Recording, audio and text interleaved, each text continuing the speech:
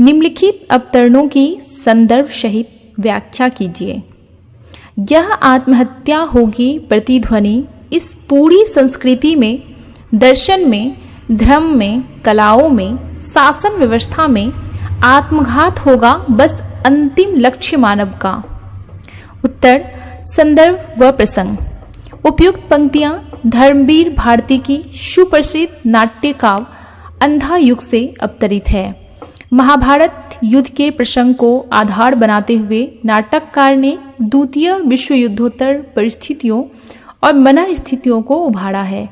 इसमें विनाश के लिए जिम्मेदार व्यक्तिगत, सामाजिक, राजनीतिक, सांस्कृतिक और धार्मिक पक्ष की ओर संकेत किया गया है। व्याख्या। इस अवतरण में इस बात का संदेश दिया गया है कि किसी भी सभ्यता, संस्कृति की आत्महत्या या विनाश केवल व्यक्तिगत कारणों से नहीं होता है।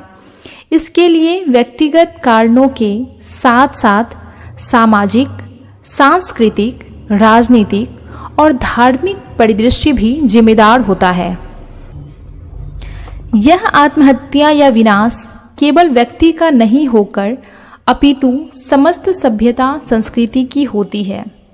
इससे वहाँ मौजूद दर्शन, धर्म, कला और शासन पर व्यापक का आघात होता है।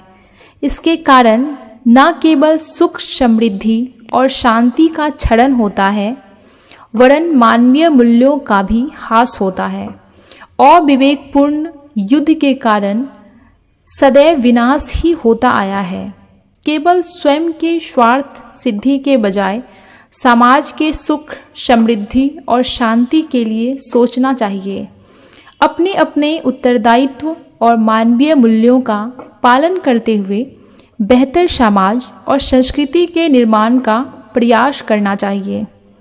विशेष पॉइंट 1, अंधा युग का कथानक पौराणिक होते हुए भी नवीन चेतना से संपृक्त है। पॉइंट 2, अस्तित्ववादी दर्शन का गहरा प्रभाव। पॉइंट 3, प्राचीन कथा और पौराणिक पात्रों के माध्यम से आधुनिक संवेदनाओं की अभिव्यक्ति। पॉइंट 4, आत्महत्या अर्थात विनाश को व्यक्तिगत समस्या की वजह सामाजिक, सांस्कृतिक परिप्रेक्ष्य में प्रस्तुत किया गया।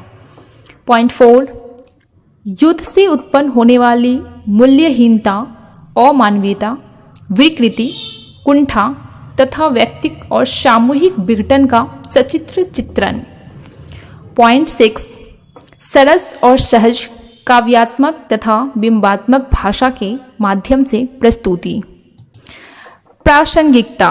अंधा युग नाटक में यह दर्शाया गया है कि युद्ध में मौलिक विनाश के साथ साथ मानवीय जीवन भी ध्वस्त हो जाता है। अनेक आस्थाएं टूट जाती है। अंधी प्रवृत्तियों के कारण युद्ध के रूप में यह विनाश हुआ। अंधेपन से उत्पन्न युद्ध के उपरांत कुंठा, निराशा, पराजय, अनास्था, प्रतिशोध और पीड़ा व्याप्त हो गई। पुरानी कथा में वर्तमान परिवेश की तीखी और यथार्थ चेतना के समावेश से अंधा युग न केवल मूल्यवान बन गया है अपितु एक सार्थक नाट्य कृति भी हो गया है। इसी के साथ ही इस प्रश्न का उत्तर यहीं पे समाप्त होता है। मैं आशा करती हूँ कि आपको यह जानकारी अच्छी लगी होगी। अगर आपको यह जानकारी अच्छी लगी हो तो please like, subscribe and share. धन्यवाद।